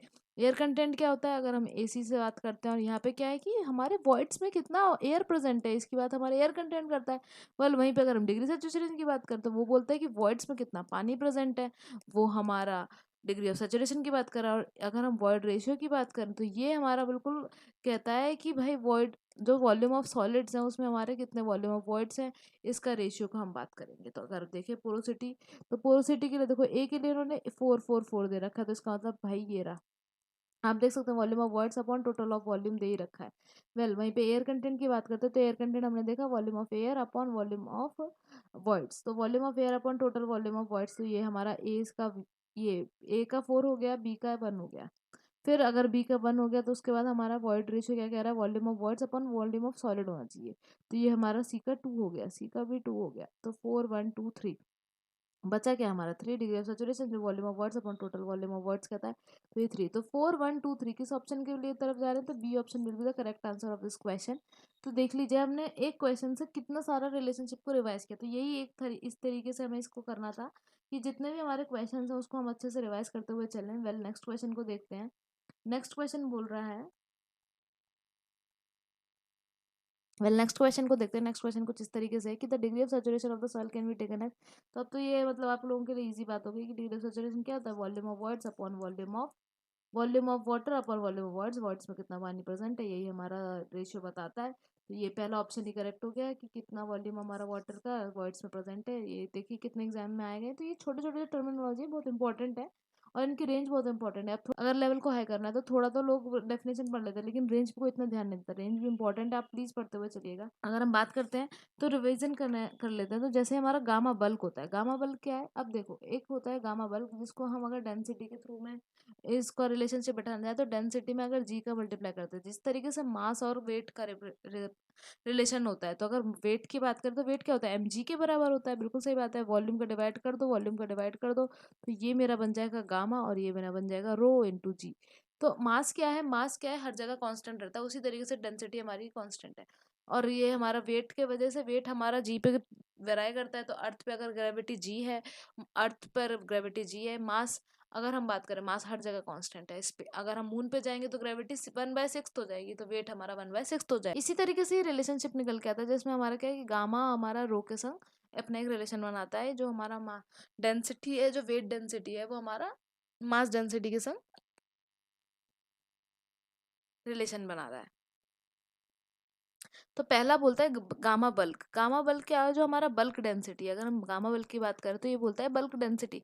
Bulk density क्या है? जो हमारा सॉइल नेचुरल कंडीशन में प्रेजेंट है, सॉइल हमारी नेचुरल कंडीशन में प्रेजेंट है, इसी के रेशियो को हम गामा बल्क कहते हैं। जैसे कि अगर हमारा ऊपर ऊपर की बात करें, वेट हमारा होगा, वेट जो हमारा नेचुरल कंडीशन में, वो सॉइल नेचुरल कंडीशन में जब हम फील्ड पे गए तो वो हो सकता है कि सेचुरेटेड कंडीशन में हो, ड्राई कंडीशन में हो, मॉइस्ट कंडीशन में हो, पार्शियल सेचुरेटेड कंडीशन में हो, सनबर्स्ट कंडीशन में, ये सब डिफरेंट डिफरेंट कैटेगरी है। तो अगर हम गामा बल्क की बात करते हैं तो ये क्या कहता है कि weight of soil in natural condition, तो वो weight of total weight upon total volume. अगर हम बात करते हैं तो टोटल वॉल्यूम, तो जब इसका रेशियो हो जाएगा तो वो हमारा गामा बल्क हो जाता है, इसको गामा बी से शो करते हैं। इसी कंडीशन में अगर मेरी जो नेचुरल कंडीशन है, सॉइल मेरी पूरी वाटर से फिल है, तो यही कंडीशन मेरी गामा सेचुरेटेड हो जाती है। जैसे हम सेचुरेटेड डेंसिटी बोलते हैं, तो gamma saturated is a part of gamma bulk. तो वहीं पे क्या होगा, नीचे तो मेरा वेट ऑफ टोटल रहेगा, टोटल वेट रहेगा, लेकिन मेरी सॉइल कौन सी कंडीशन की हो जाएगी, वेट कौन सा कंडीशन हो जाएगा, सेचुरेटेड कंडीशन का वेट हो जाएगा सॉइल का। इसी में अगर वाटर मेरा कंडीशन जो है, वाटर जो है मेरा, वो जो मेरी सॉइल है नेचुरल कंडीशन वो ड्राई है, वाटर प्रेजेंट ही नहीं है, तो वो मेरी कौन सी कंडीशन हो जाएगी, ड्राई कंडीशन हो जाएगी। ड्राई कंडीशन में क्या हो जाएगा, वो भी मेरा एक नेचुरल कंडीशन है जिसमें टोटल वेट रहेगा, नीचे क्या है, नीचे हमारा टोटल वॉल्यूम रहेगा, और ऊपर क्या रहेगा, हमारा weight due to dry dry soil की जो वेट है हमारा ड्राई सॉइल का प्रेजेंट रहेगा। तो इसे बोलते हैं हम गामा ड्राई। गामा डी से इसको रिप्रेजेंट करते हैं, गामा डी से इसको रिप्रेजेंट करते हैं। वहीं पे एक और होता है हमारा गामा सबमर्ज्ड। अगर गामा सबमर्ज्ड की बात करें तो ये क्या है, ये कैसे डिफरेंट है, ये गामा सबमर्ज्ड हमारा बायोएंट वेट होता है, बायोएंसी लगती है। मतलब इसका मतलब क्या है, सॉइल मेरी पानी के अंदर प्रेजेंट है। बायोएंसी फोर्स कब लगता है, जब हमारा कोई भी ऑब्जेक्ट वाटर में जा रहा है, वाटर के अपोजिट अपथ्रस्ट क्या लग रहा है, तो वो हमारा बायोएंट फोर्स हो गया, बायोएंट वेट हो गया। अब ये जो बायोएंट फोर्स है या बायोएंट वेट है, यही गामा सबमर्ज्ड है। जैसे कि इसको हम डिफाइन करते हैं गामा सैचुरेटेड माइनस वाटर का वेट माइनस कर दो, तो gamma saturated minus gamma weight, gamma water, और इसको हम या तो ऐसे शो करते हैं या फिर हमारा गामा डैश से शो करते हैं। अब एक और पॉइंट आपको यहाँ पे दिमाग में रखना है कि जो गामा सबमर्ज्ड है, तो गामा सबमर्ज जो है ऑलमोस्ट, मतलब श्योरली करेक्ट नहीं होता, लेकिन ऑलमोस्ट उसकी वैल्यू गामा सेचुरेटेड के हाफ के बराबर होती है। तो अगर आपको कभी कभी कुछ लेना हो तो इक्वल इसमें ले सकते हैं। तो ये एक इंपॉर्टेंट पॉइंट है कि जो गामा सेचुरेटेड है और जो गामा सबमर्ज्ड है, इन दोनों के बीच में ये रिलेशन है कि जो गामा सबमर्ज्ड है वो गामा सेचुरेटेड के हाफ के इक्वल होगा। तो एक कंडीशन होती है हमारी, एक होती है सबमर्ज्ड कंडीशन, एक होती है हमारी सबमर्ज्ड कंडीशन जिसमें क्या है, हमारी सॉइल जो है वाटर के अंदर प्रेजेंट होती है। एक होती है हमारी सैचुरेटेड कंडीशन। सैचुरेटेड कंडीशन जिसमें क्या है कि हमारे वॉइड्स में वाटर प्रेजेंट है। तो अब ये एक बहुत इंपॉर्टेंट एमसीक्यू है जो पूछा जाता है, क्या सबमर्ज्ड कंडीशन, जो सबमर्ज सॉइल है, क्या वो सैचुरेटेड होती है? बिल्कुल सही बात है, क्योंकि अगर वाटर प्रेजेंट है, जैसे ये सॉइल के पार्टिकल्स हैं, ये वाटर के नीचे प्रेजेंट है, मतलब वाटर के अंदर, वाटर लेवल है उससे नीचे में हमारा सबमर्ज कंडीशन में सॉइल प्रेजेंट है। तो अब क्या ये सैचुरेटेड कंडीशन है? कि हाँ बिल्कुल ये सैचुरेटेड कंडीशन है। तो every submerged soil is a saturated soil, बिल्कुल करेक्ट बात है। लेकिन every saturated soil is not a submerge soil. हो सकता है कि सॉइल मेरी कुछ इस तरीके से प्रेजेंट हो और उसमें जो थोड़े सा वॉइड हैं, जो वॉइड है उसमें थोड़ा सा वाटर प्रेजेंट हो, तो भाई सैचुरेटेड हो सकती है। जो वॉइड्स हैं, जो हमारे वॉइड्स हैं, उसमें थोड़ा सा वाटर प्रेजेंट हो, तो जरूरी नहीं है कि सबमर्ज कंडीशन में हो। तो every submerge condition, every submerge soil is a saturated soil, बिल्कुल करेक्ट स्टेटमेंट है। लेकिन vice versa is not true, every saturated soil is not a submerge soil. जरूरी नहीं है कि हर सैचुरेटेड सॉइल सबमर्ज कंडीशन में ही हो। अगर नेक्स्ट पॉइंट की बात करें तो ये होता है हमारा गामा सॉलिड। गामा सॉलिड की बात करें तो ये किस तरीके से गामा ड्राई से डिफरेंट है। अगर गामा ड्राई की बात करें, गामा ड्राई की बात करते हैं, तो यहाँ पर हमारा टोटल वॉल्यूम होता है। यहाँ पे अगर बात करें तो ये हमारा टोटल वॉल्यूम को लेते हैं, रिप्रेजेंट करते हैं। लेकिन यहाँ पे डिनोमिनेटर में क्या हो जाता है, हमारा जो वॉल्यूम है वो सॉलिड का वॉल्यूम होता है, वॉल्यूम का होता है हमारा सॉलिड का। यहीं से एक बात इंपॉर्टेंट हो जाती है। तो गामा ड्राई और गामा सॉलिड एक दूसरे से डिफरेंट है। और वॉल्यूम वेट जो है हमारा वो सही है भाई, क्योंकि वॉल्यूम जो हमारा वॉल्यूम ऑफ वॉइड्स है उसमें वाटर नहीं प्रेजेंट है, तभी तो हम सॉलिड की बात करेंगे। तो ड्राई वेट लेते हैं हम, वेट ऑफ ड्राई सॉलिड्स लेते हैं। ड्राई जो वेट है हमारे सॉइल का उसका वेट लिया जाता है और वॉल्यूम हमारा सॉलिड का होता है। अब जितना हमने पढ़ा उससे रिलेटेड एक क्वेश्चन देख लेते हैं। देखो DSSS भी जेई मेंस में पूछा गया है, तो मतलब हाँ ये ए लेवल का क्वेश्चन है। तो weight of the solid, weight of the soil solids, क्या बात करें, weight of the soil solid, तो सॉलिड का वेट है ऊपर, पर यूनिट टोटल वॉल्यूम। अब टोटल वॉल्यूम की बात हो रही है, अब द सॉइल मास में टोटल वॉल्यूम की बात हो रही है, टोटल वॉल्यूम ऑफ सॉइल मास। वहीं पे अगर बात कर देते कि total volume of soil solid लिख देते तो क्या हो जाता है, ये हमारा गामा सॉलिड हो जाता। पर यहाँ पे टोटल वॉल्यूम ऑफ सॉइल मास है, मतलब टोटल वॉल्यूम है। तो अब ये कौन सा है, तो क्या ये ड्राई है, सैचुरेटेड है, स्पेसिफिक है, या सैचुरेटेड यूनिट वेट है। तो ऑब्वियसली हमें पता है कि ये ड्राई यूनिट वेट है, क्योंकि सॉइल की बात करें तो ऑब्वियसली इसमें वाटर का, हमने वाटर को नहीं लिया है, वॉइड्स के वेट को हम कंसीडर नहीं कर रहे हैं। तो A option will be the correct answer of this question. तो हमने जितना कुछ पढ़ा है, ऐसा नहीं है कि उससे क्वेश्चन नहीं आते या फिर वो इजी है तो पूछा नहीं जाता है। तो हमें बेसिक्स भी बहुत ज़्यादा क्लियर होने चाहिए। नेक्स्ट क्वेश्चन देखते हैं। नेक्स्ट क्वेश्चन हमारा, ये फॉर्मूला जो होता है हमने बहुत पढ़ा है, सहवाग वाला जो फॉर्मूला होता है, जिसमें ये डब्ल्यू हमारा वाटर कंटेंट है, जी हमारा स्पेसिफिक ग्रेविटी है, ई हमारा बॉयड रेशियो है, ऐसा हमारा डिग्री ऑफ सैचुरेशन है। तो अब हम देखते हैं क्वेश्चन क्या कह रहा है। Soil sample which is having specific gravity, G की वैल्यू दे रखी है हमें 2.60, वॉइड रेशियो हमें दे रखा है 0.78, वाटर कंटेंट फाइंड करना है जब वो फुली सैचुरेटेड है, मतलब एस की वैल्यू हमारी 1 है। तो एस की वैल्यू 1 गिवन है और हमें वैल्यू दे रखी है, तो 1 into 0.78 is equals to W की वैल्यू निकालनी है 2.60। तो हम इसको नीचे बुला लेते हैं, तो 0.78 अपॉन 2.60, तो जीरो हमारा ऊपर गया और नीचे 2 जीरो आ गए। और वैसे भी परसेंटेज में निकालना है तो इंटू का 100 कर दिया हमने, ये कैंसिल हो गया, एकदम कैंसिल हो गया, जीरो से जीरो कैंसिल। तो 26 की टेबल में 78 3 टाइम्स आता है, तो 30 will be the correct answer, B option will be the correct answer. तो 30 हमारा आंसर आ गया। आप देख सकते हो ESC 1996 में D triple S B mains 2021 में पूछा गया, तो ये एक अच्छा क्वेश्चन है। वेल नेक्स्ट क्वेश्चन को देखते हैं। नेक्स्ट क्वेश्चन क्या कह रहा है। The bulk density of a soil is equal to, तो बल्क डेंसिटी की बात करें, गामा बल्क की बात करें, जिसमें वेट हमारा क्या था, टोटल वेट लेते थे हम सॉइल का, जो भी नेचुरल कंडीशन में हमें फील्ड कंडीशन में मिलती थी, और नीचे हम वॉल्यूम ऑफ टोटल सॉइल लेते थे। तो वही वो क्वेश्चन है, तो total mass of a soil upon total volume of a soil, या फिर वो बोल रहा है कि mass of the solid and volume of the solids. तो मास ऑफ सॉलिड और वॉल्यूम ऑफ सॉलिड कब होगा, जब हम गामा सॉलिड्स की बात करेंगे, गामा सॉलिड्स की जब बात करेंगे, या फिर जब गामा सॉइल सॉलिड्स की बात करेंगे तब की बात है। Mass of solid and total volume of solid, mass of solid ऊपर तो मास ऑफ सॉलिड आ गया, लेकिन नीचे टोटल वॉल्यूम ऑफ सॉलिड आ गया। तो ये कब होता था, जब हम गामा किसकी बात करते थे, जब हम गामा ड्राई की बात करते थे, जब हमारे नेचुरल कंडीशन में, जो फील्ड कंडीशन में हमें सॉइल मिल रही है वो ड्राई कंडीशन में है। तो ये ऑप्शन करेक्ट हो जाएगा हमारा, A option will be the correct answer of this question. Next question देखते हैं। नेक्स्ट क्वेश्चन कह रहा है, इन अ वेट सॉइल मास, कैसी सॉइल है हमारी, वेट सॉइल मास है, air occupy 1/6 of its volume. तो जो भी हमारा वॉल्यूम है, मान लो हमारा 3 फेज सिस्टम है जिसमें ये हम वॉल्यूम शो करते थे इस तरफ, तो ये हमारा वी वॉल्यूम है, जिसमें से एयर का वॉल्यूम क्या है, V/6 है, 1/6 है। And the water occupies 1/3 of its volume, water का वॉल्यूम क्या हो जाएगा हमारा 1/3।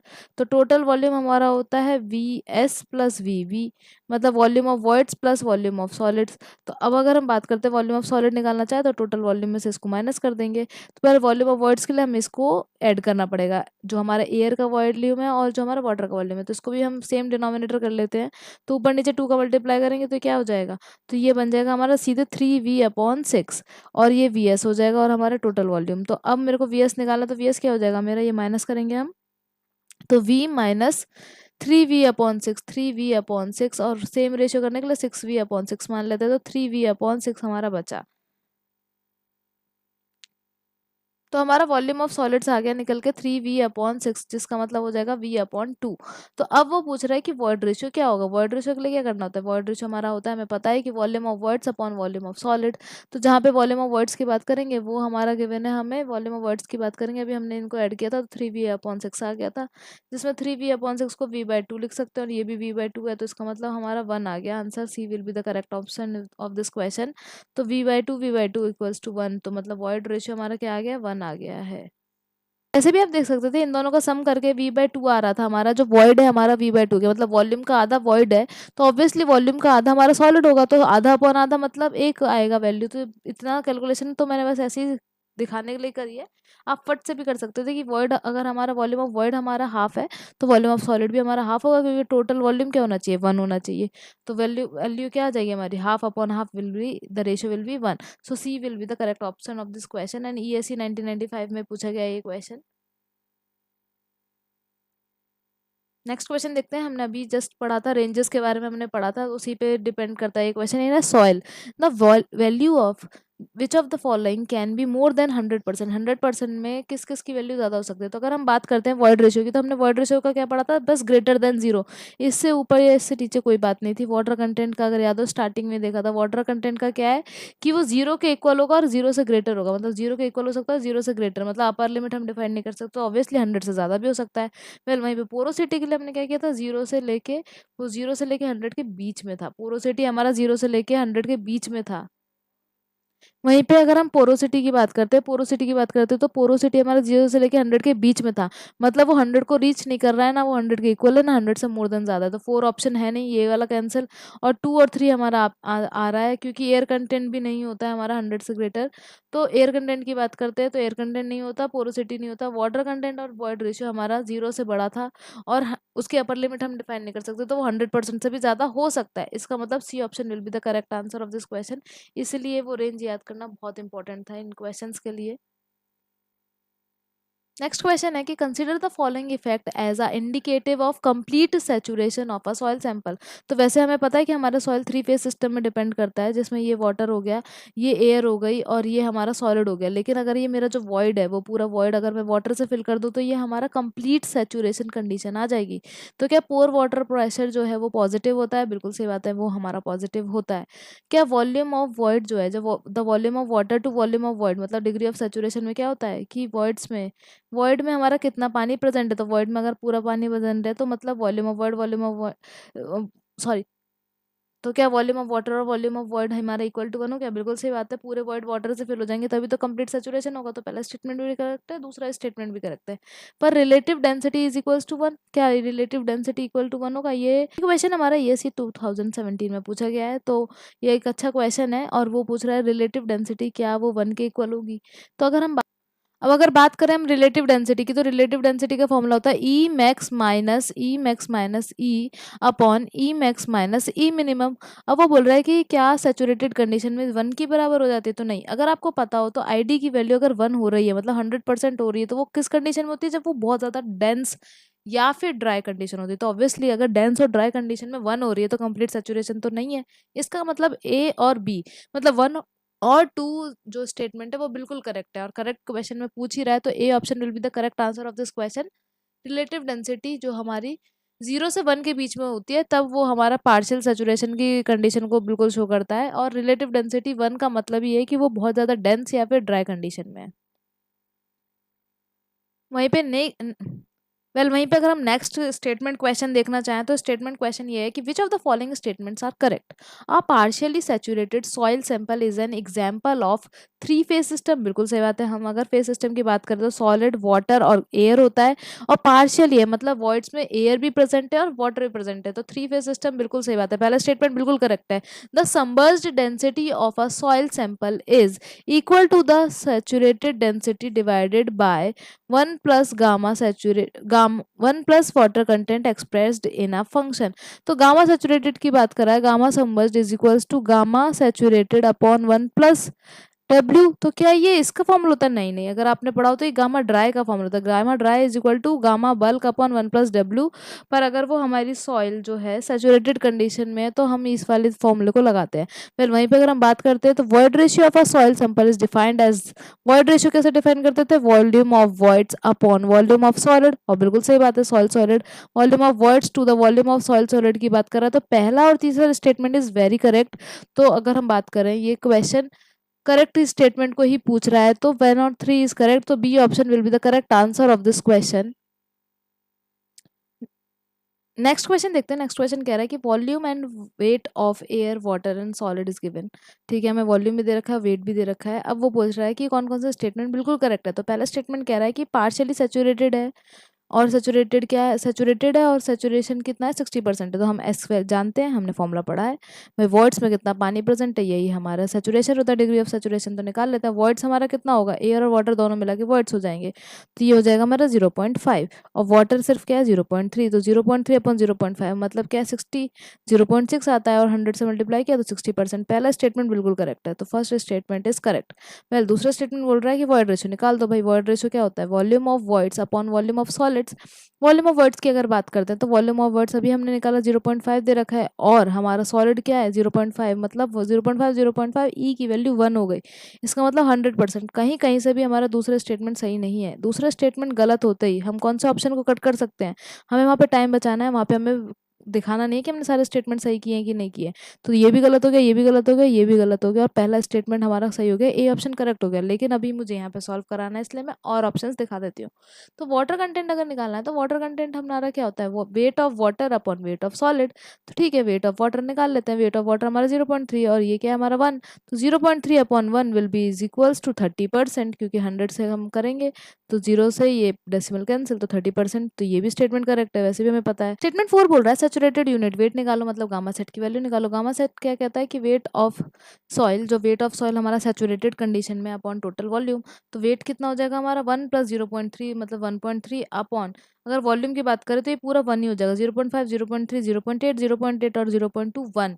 तो अगर हम बात करते हैं 1 तो ये ऑलमोस्ट उसी के इक्वल है, तो ये हो जाएगा हमारा 1.5 के मान लेते हैं, क्योंकि अब स्टेटमेंट बिल्कुल सही है। तो 1 और 3 और 4 बिल्कुल करेक्ट है। हमारा ESE 1996 में पूछा गया और SSC JEE में भी पूछा गया। ये अच्छा क्वेश्चन है, इसमें फॉर्मूला लगाना है और हो सकता है कि स्टेटमेंट में 2 ना दे के 2 ऑप्शन भी सेम कर सकते थे। तो जल्दी जल्दी सॉल्व करने की प्रैक्टिस इसमें करनी है।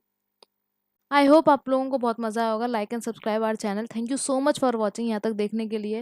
बहुत सारे हमने क्वेश्चन किए और हमने ये ट्राई किया है कि जितने भी टॉपिक हैं उसको बिल्कुल रिवाइज करते हुए चले, कि वीडियो का मतलब सिर्फ क्वेश्चन लगाना ना हो कि आपने वीडियो खोल दिया और आपके टॉपिक बिल्कुल ब्रश अप हो गए। तो सारे सॉइल के हमने जितने भी टॉपिक होंगे हम उनको अच्छे से कवर करते हुए चलेंगे और उनके क्वेश्चन लगाते हुए चलेंगे। अगर आपको कुछ भी अपना व्यू देना है या आपको बताना है कि किस तरीके से और हम किस पॉइंट को ऐड कर सकते हैं, बिल्कुल free feel to comment in the comment section. Thank you so much for watching. Like and subscribe our channel.